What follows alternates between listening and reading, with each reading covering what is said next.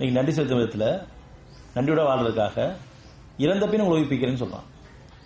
நம்ம எல்லாம் இறந்தவங்க தான், நம்ம வாழ்க்கை முடிஞ்ச வாழ்க்கை தான், நம்பிக்கை இழந்துட்டோம், நிராசப்பட்டவங்க ஆகிட்டோம்.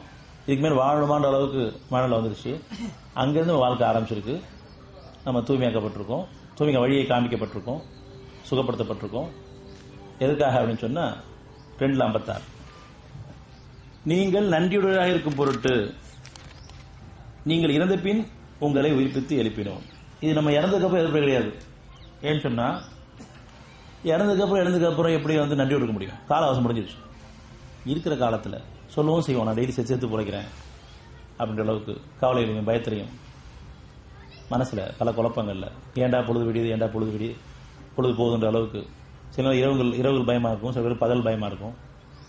வாழ்க்கையில எந்த நேரமும் கவலையும் பயத்தோட வாழக்கூடிய வாழ்க்கை சேர்த்து பிழைக்கிற வாழ்க்கை தான்.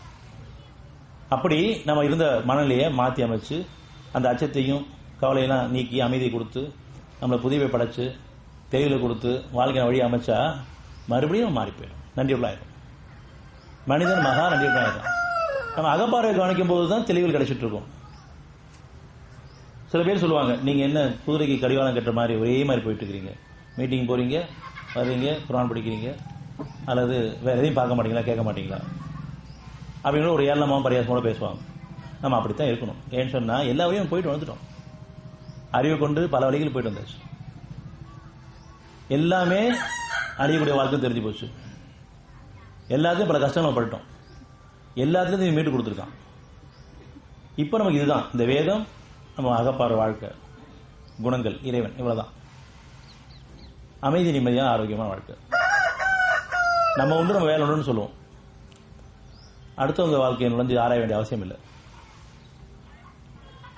நம்ம கொடுக்கப்பட்ட வாழ்க்கையில ஒரு குடும்பம் கொடுக்கப்பட்டிருக்கு. அந்த குடும்பத்தில் சில உறவுகள் கொடுக்கப்பட்டிருக்கு, சில உடைமைகள் கொடுக்கப்பட்டிருக்கு. அதை கொண்டு நான் எப்படி வாழ்ந்துட்டு இருக்கேன், அது கொஞ்சமோ நிறையவோ இதை கொண்டு பணி போட்டுக்கிறான்.